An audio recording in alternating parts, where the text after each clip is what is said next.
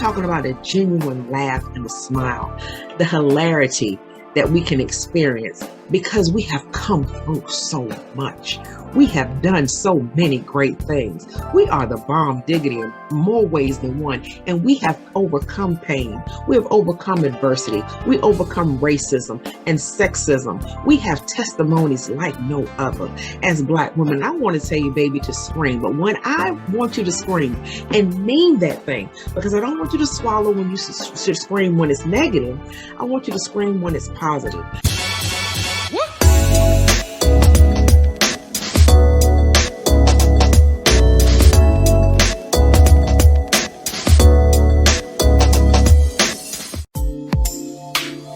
Welcome to Black Women's World Podcast, the BWWP, where we get VIP access into the lives of Black women, or as we like to call us here, our SistaNistas. We get to hear from some of our favorite SistaNistas as they share their worlds with us and create connections, exchange realities, ideas, and baby, we get to recognize and celebrate how powerful we really are and the kind of inspiration that proves we can be even greater. This is our world, where if you ain't a Black woman, you may want to be one, or definitely get to know one.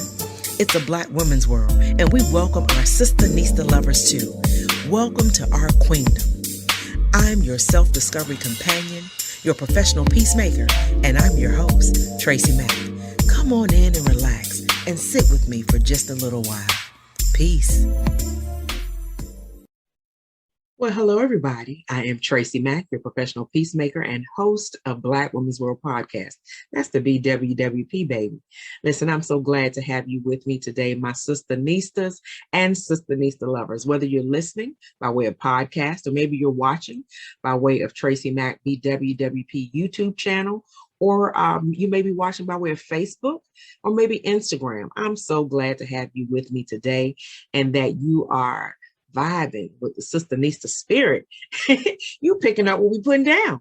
And so I'm so glad to have you here. And I'm also glad to be able to give you the topics that you asked me to talk about. One of which was grief. And we talked about the past two episodes of the BWWP with Coach Dr. Andrea Hines, author, speaker. She's so many things. And please, please, please take some time to go back and listen to those two episodes, Grief. It's personal and it's complicated, parts 1 and 2, because baby, she gave us some nuggets and she and I discussed some things. I even got overly excited talking about grief. Yeah, I got excited because of the way that we understand grief is something that once it happens in your life, it's something you have to learn to live with. It doesn't go away. So the nuggets and the tools and the tips that she gave and that we provided by some other resources, we just want to make sure that you have a way to live with it just a little more better. You know what I'm saying? So go back and listen to parts 1 and 2. But today I really want to talk to you about when a Black woman screams. What does this have to do with grief, TracyMac? Quite a bit. So just stick around. Listen to me for a minute. But when a Black woman screams, you know, we scream for different reasons. A lot of times a scream is not seen as something positive. But the reason why I want to talk to you about when a Black woman screams, because when we talk about grief, we're talking about death. But a lot of times, and I know you've heard before, people say it's not about the day you were born or the day you died, but how you live on the dash, that little dash between your birth date year and your birth and your death date, how you live on the dash. And, you know, a lot of times we're thinking about people and relationships, especially now we're living in the pandemic and we're dealing with grief fatigue individually and collectively. Because like I said before, people are dying at a rate that I know in my lifetime I've never seen before. And historically, I'm not sure of an account like this. And even if it were, between technology and social media, the world is so much smaller. We're finding out about it at a more rapid pace. So it's really hard to digest everything that's going on, including we're having people to lose their lives. We grieve in other ways. We grieve other things, job loss, loss of relationships, divorce. We even grieve pets. Some people do. And so when I'm thinking about so many things, especially as it pertains to Black women, because that's the only perspective I can come from experientially, sometimes we need to scream. we need to scream so many times in our lives. And if you ever get a chance to go back and listen to what a SistaNista is, some episodes I did on season 1 and 2, talking about really breaking it down on what a Black woman is, what she does, what she contributes to the world, and gets no real recognition, how she's the least paid, and the saying that if you help a Black woman, you end up helping everybody. And so, not to go into all of that, because we've done so already in an episode called A SistaNista Is in season 2 and in season 1, first of all. So like I said, in short, a SistaNista is a Black woman who knows who she is and carries it out unapologetically. And the things she doesn't know, she's not afraid to ask, she's not afraid to learn, and she realizes vulnerability is a strength. We've heard the term fashionista. That's someone who knows the ins and outs of fashion. And I believe Black women know the ins and outs of life like no other. So whether you're a SistaNista, because we are pro-Black woman here, but we're not anti anyone else. So if you love Black women, you're a SistaNista lover, and we thank you for being here with us as well. But going back to screaming, when a Black woman screams, what does that mean? It means a lot of different things. It's just something about, one time I attended a funeral and a little girl had passed away. She got killed in a car accident by a drunk driver. And I hope no one ever has to experience it, because it seems unnatural to lose a child, for a parent to lose a child. It's not, it doesn't click with the succession of life. And I hope no one ever has to experience that. And I hope no one ever has to experience witnessing that, because the scream that this mother let out, when I think about it in depth, I still get goosebumps, because it was a shrill of pain when that Black woman screamed. Oh, and I know any mother, but I'm just talking about that particular situation. And so I thought about it, there are a lot of times, and how we live on this dash, what I'm talking about, how we live, because Ms. Hines talked about something in the last episode, how we live is how we die. And she also brought up the fact that death begins at life, so the day you're born is the day you begin to die. That's just point blank period. I hope it ain't heavy, but it's just facts. But it doesn't have to be heavy, because we get to live. We get to live. And so sometimes, even when we're processing grief, even though it can be sad, it can be heart-wrenching, it also can be times of opportunity to celebrate life, because a lot of times how we experience grief has a lot to do with how we live. And so when I was thinking about so many different things, and especially when it comes to sometimes Black women, in that case, when the mother screamed about the loss of her child, we don't understand what that feels like unless it has happened to you. But the sound that makes is just piercing, that loud cry of pain and of fear that people have had because of different circumstances, or screaming to get away from something, like out of fear. But I want to bring it to you in another perspective, because like I said, a lot of times how we live is how we die. I attended another homegoing service of a lady. She was in her 90s. I don't remember her exact age. And I knew her family quite well, but I didn't know her well. But I was there to support my coworker and friend at the time. And listening to, when people have words, and y'all know, especially with Black folks, when they say you got 2 minutes on the program, folks be taking longer than 2 minutes. People want to get up there and talk for hours. You got to have a repast. You had to celebrate the life of the person who's deceased, but you had to repast because you be about to pass out in some of these funerals that we stay in so long, because people want to pay their respects. People want to let people know how they knew the person and how much the person meant to them and the experiences. And I've been to funerals and been a part of funerals, even given words of, sometimes people are crying, sometimes you're laughing, reminiscing about the person. But in this particular homegoing service, They talked about the lady, the pastor talked about the lady before he eulogized her, talked about how much she gave, and she was always at the church, and she cooked, and she even would clean the church sometimes. Her friends talked about how she, never complained, and she was always there for everybody and watched their children and took them to and from appointments when they couldn't be there. Neighborhood children talked about how she was there for them. She was involved in the schools, helping out with PTA. And I mean, she was just this epitome of what I would think would be a new day Proverbs 31 woman. And, we know the Proverbs 31 woman, she was known in the gates and she did all of this. But something my mom taught me some years ago about the Proverbs 31 woman, we aspire to be that woman. But you got to break that thing down, because the Proverbs 31 woman didn't do all that in one day. That was in the course of her lifetime, all the things she did. And even her husband was known because of her, because she was such a pillar in the community. So, we all want to aspire to that. But you ain't going to do all that in a couple of minutes. That's over a lifetime. And so when I heard them speaking about this wonderful woman, they talked about all that she gave and all that she did. And she passed away. She was, elderly. But later on, I spoke with her daughter, and who was my coworker at the time. And she was so heartbroken, because one of the things she said about her mom is she said she did everything for everybody else, but she never lived. She never lived for herself. She never did anything for herself. Now, at the funeral, when they talked about her, how she was selfless, how she gave. We know we all should give. And I think as Black women, we don't have a problem giving and serving and doing. It's a part of our nature to nurture. But she talked about her mom later on when she began to reminisce.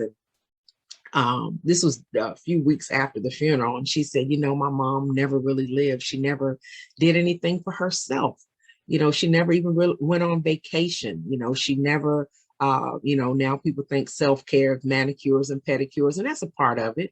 That's hygiene, self-care, but there's so many other areas of self-care. But she said she never did anything for herself.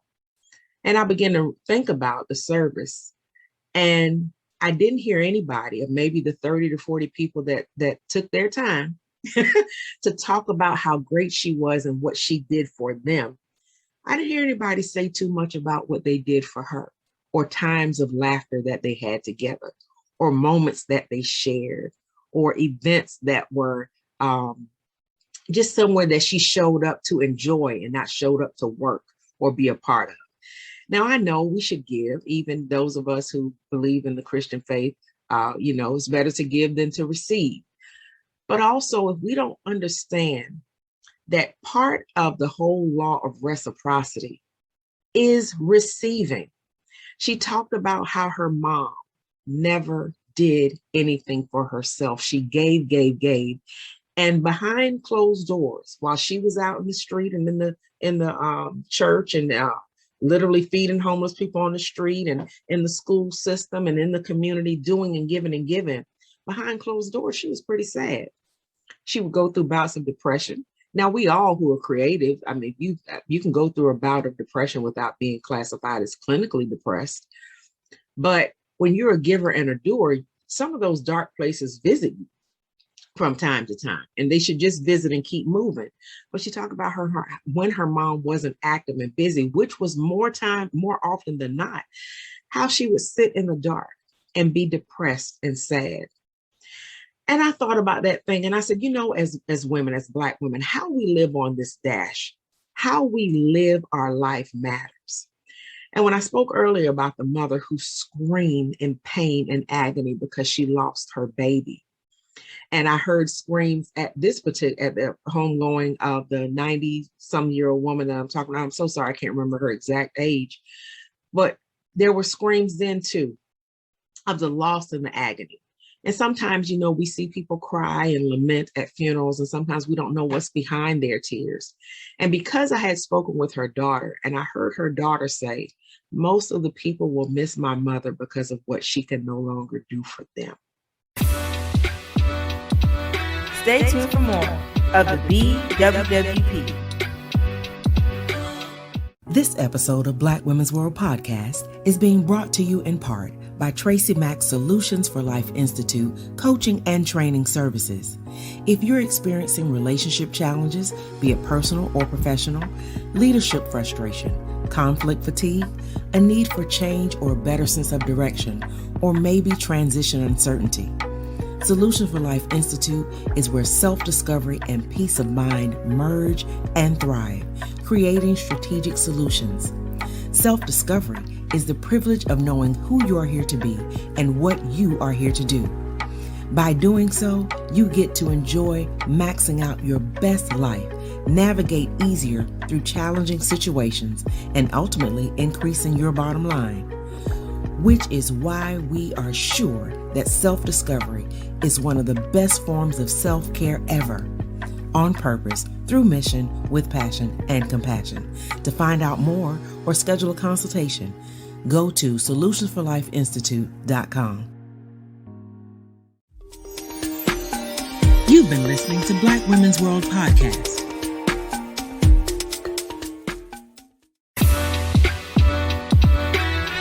Let's continue the conversation.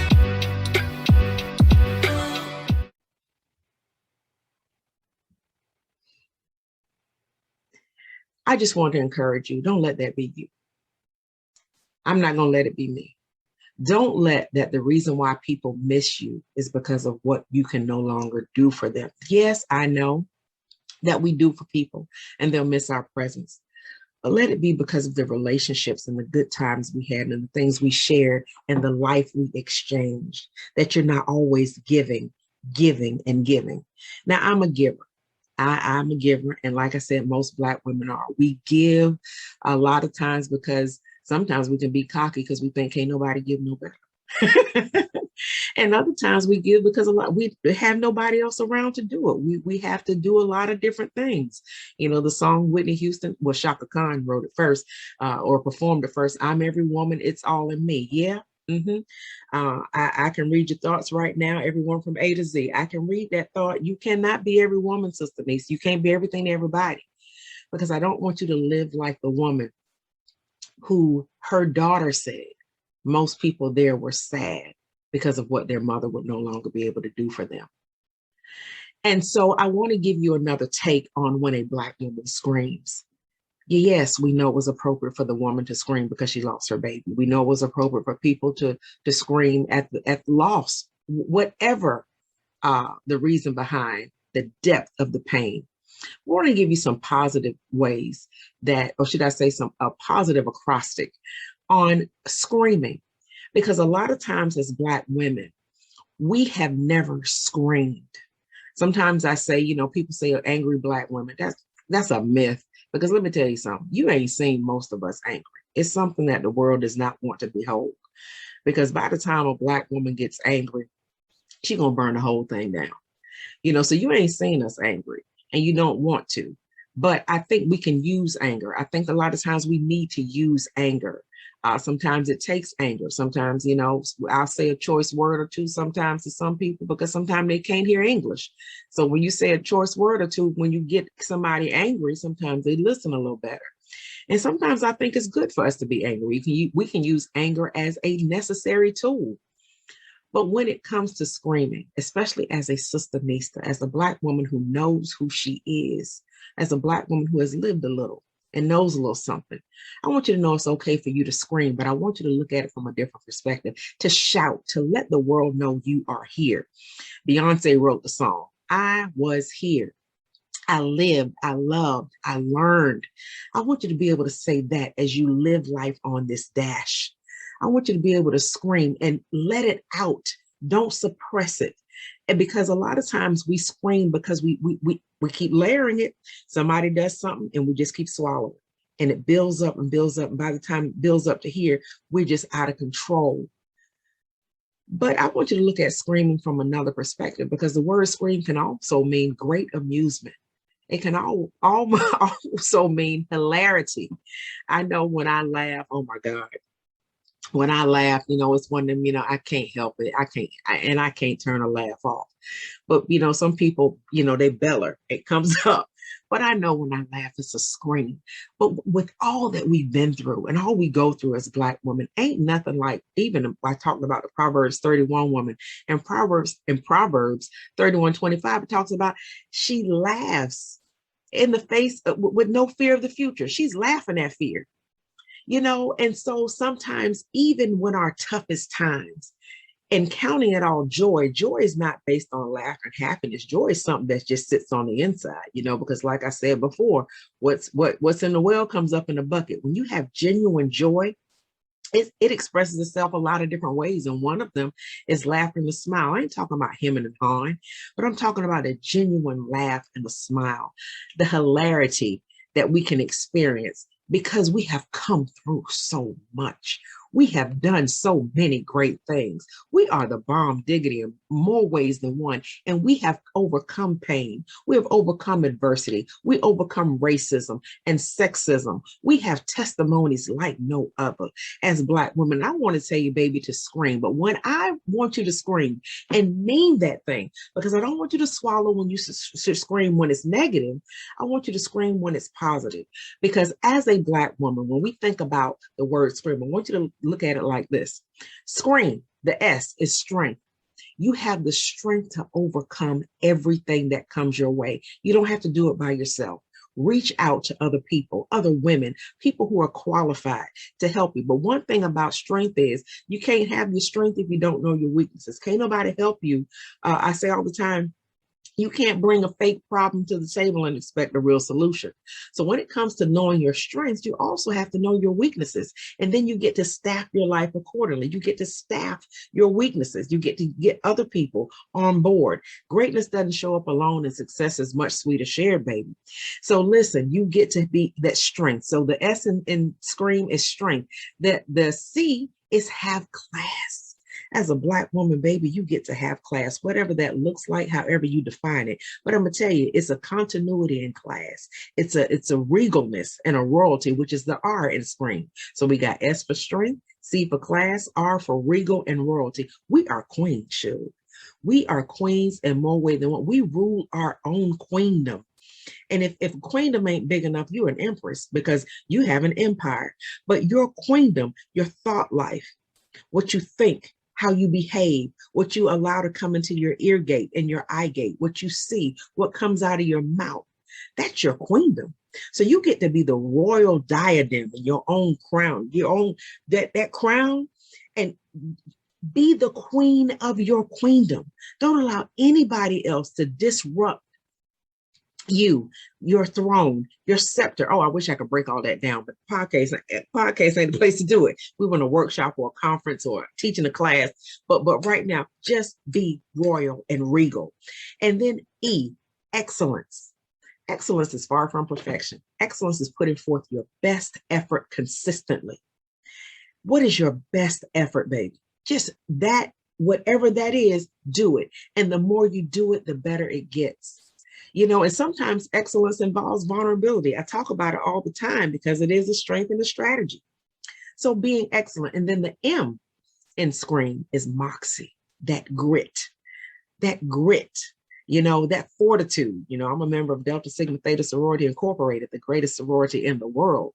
And we talk about fortitude, that grit where you can withstand things, you can bounce back. You've got some bounce back in you. And so I just want to say, SistaNista, scream. You don't have to be silent for anyone. I'm talking about being a loud woman who talks all the time and being brassy and cantankerous and all those times. I'm talking about letting the world know you are here. If your scream comes out in authorship, if your scream comes out in the medical profession, if it comes out as being a clergy, if your screaming comes out as hair or clothing designer or jewelry designer, if your scream comes out in the way of a podcast, I'm screaming now. I ain't being loud, I don't think. But anyway, but this is one of the ways I get to scream. I'm not swallowing what the world wants me to do, sit down and be quiet and don't say nothing, like I'm some child or like you some child. But from whatever language you speak, wherever you are in the world, whatever you do for a profession, whatever you do for fun, every time you show up, and decide to be present and take up space, scream, be strength, be classy, be regal and royal, be authentic. I think I left out the A before. Be authentic. Can't nobody be you but you. Can't nobody do you but you. They can do what you do, how you do, the way you do it, when you do it, but they can't be you doing it. So I think I left the A out, but be authentic. That's the A in scream. So I'm gonna run them down again. Strength, class, regal, and royal. Rule your queendom. Be authentic. Be you. Be you. Okay? And then the excellence and moxie. So, SistaNista, when a Black woman screams, ain't nothing like it. When you show up being you, whole and unapologetic, and the world needs you, there's some things going on that we should be very angry about. But how we express our anger will determine the results we get. Just being loud and shooting off at the mouth ain't gonna get nothing done. Yeah, you can do that with your girlfriends. When it comes time to get something done, let's scream together and let's laugh together. You know, like the Proverbs 31 woman, if we're going to be that and she's admirable and we're going to try to be the type of woman that is known in the gates, let's not be like my coworker's mom, that she was known in the gates, but she was sad by herself. She never screamed. She just swallowed. Yes, we can be servants. We can give, we can do, we can show up. But also remember that law of reciprocity. Yeah, it's better to give than to receive, but you better be receiving too or the law doesn't work. You feel me? So SistaNistas and SistaNista lovers, I just want to remind you of who we are. We're brilliant, we're beautiful, we're wonderfully made, we're excellent. And beauty is just not an outer appearance. We're beauty from the inside, how we think, how we move, how we treat people, how we treat ourselves. Because remember, you teach people how to treat you and you use your purpose as the lesson plan. I don't want to go deep. What should I say too far? But anyway, so far is good enough. But I just want to say when a Black woman screams, we matter. And SistaNistas, please don't swallow when you should be screaming. Show up in the world, take up space, because this is where you belong. Ain't nobody got a heaven or hell to put you in or a place to put you out of. So take up space wherever your mission finds you in the world that we live in. Because we're going through a lot of things. And if we can just get to the point where we can lean on one another, talk to one another, interact with one another, be vulnerable with one another, then when we show up, our screams are not just screams of pain and fear, but our screams are shouting to let the world know we were here and are here, to let the world know we have great amusement among us and hilarity. Because ain't nothing worse to an enemy than to see you laugh in the face of adversity. So I tell you, go ahead and laugh. It's a good medicine too. But anyway, I am TracyMac. Remember to scream, my SistaNistas and SistaNista lovers. Join us in our Facebook group if you choose. It's a private group at this time. You can join us on YouTube, BWWP YouTube channel. And if you're listening already by podcast, you have us there. And if you want to connect with me in other ways, you can reach me at peace@blackwomen'sworld.com. Much love to you from me to you all over the world. Peace. You've been listening to Black Women's World Podcast, the BWWP, brought to you in part by TracyMac Solutions for Life Institute, coaching and training services. No doubt you have enjoyed being in our world, and it doesn't have to stop here. Head on over to blackwomen'sworld.com. This is my personal invitation to you to stay connected with me on social media and more. I'd love to see you there, and I'm so grateful you came to be with me here. Invite someone else to join you in our queendom next time so they can feel the vibe of our tribe of SistaNistas and SistaNista lovers too. Remember to be kind, be authentic, be generous, be excellent, be grateful, and while you're at it, go ahead and be extraordinary, because that's just what SistaNistas do, on purpose through mission with passion and compassion. It's a Black woman's world, baby, and you, my SistaNista, are proof. I'm your self-discovery companion, your professional peacemaker, and your host, TracyMac. Wherever you are in the world, may you love and be loved by somebody. Peace.